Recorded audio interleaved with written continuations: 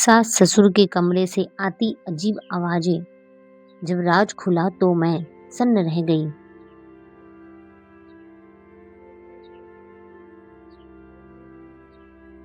शादी को अभी बस 10 दिन हुए थे।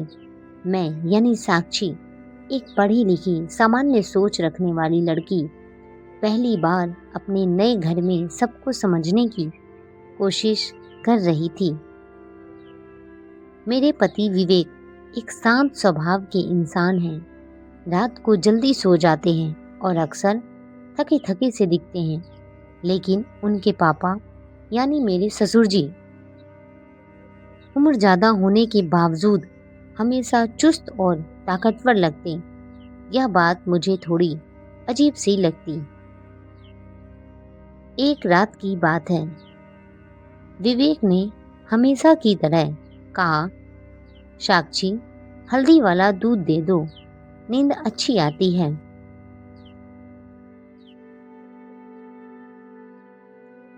मैं रसोई में गई, दूध गर्म किया और जैसे ही कमरे की ओर लौट रही थी तभी सास ससुर के कमरे से कुछ अजीब सी आवाजें सुनाई दी।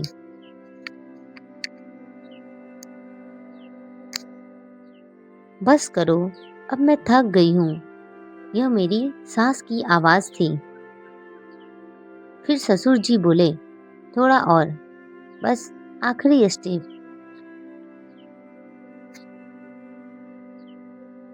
मैं चौंक गई।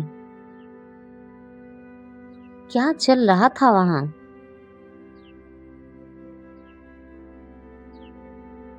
मन में हजारों सवाल थे। क्या मेरी सास ज्यादा काम कर रही है या फिर कोई ऐसी बात जो मुझे नहीं बताई गई है? अगली रात भी ऐसा ही हुआ। अब मेरी जिज्ञासा बढ़ने लगी। मैं चाहती थी कि जानना कि सास ससुर के कमरे में हर रात ऐसा क्या होता है। और फिर एक रात मैं चुपचाप उनके कमरे के पास गई। दरवाजा थोड़ा खुला था। अंदर देखा तो मेरी सास ससुर एक अजीब सी मुद्रा में खड़े थे। एक टांग पर खड़े होकर आंखें बंद करके मंत्रोच्चारण कर रहे थे। मुझे अपनी आंखों पर यकीन नहीं हुआ। अगले दिन मैंने हिम्मत करके सास से पूछा, माँ जी, रात को आप लोग क्या करते हैं? वो मुस्कुराई और बोली, बेटी, ये एक पुरानी साधना है, एक पद ध्यान साधना। इससे शरीर और मन दोनों मजबूत रहते हैं। तुम्हारे ससुर जी तो ये इसे 30 साल से कर रहे हैं। मैं अब ज्यादा देर तक नहीं कर पाती, लेकिन कोशिश करती रहती हूँ। मेरे होश उड़ गए। जो मैं सोच रही थी वो असल में कुछ और ही निकला। आध्यात्मिक साधना।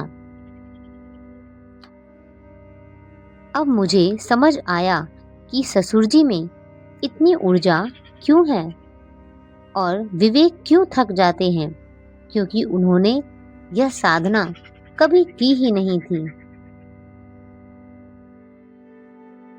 उस दिन के बाद मैंने विवेक से कहा, चलो हम भी कुछ ऐसी प्रैक्टिस करें ताकि शरीर और मन दोनों को मजबूत बने। अब हम दोनों हर सुबह 10 मिनट ध्यान करते हैं।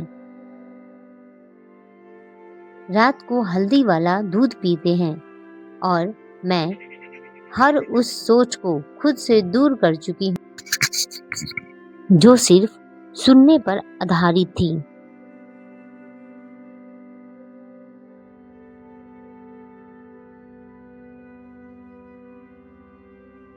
अंतिम संदेश यानी इस कहानी का मोरल, जो दिखता है वो हमेशा सच नहीं होता।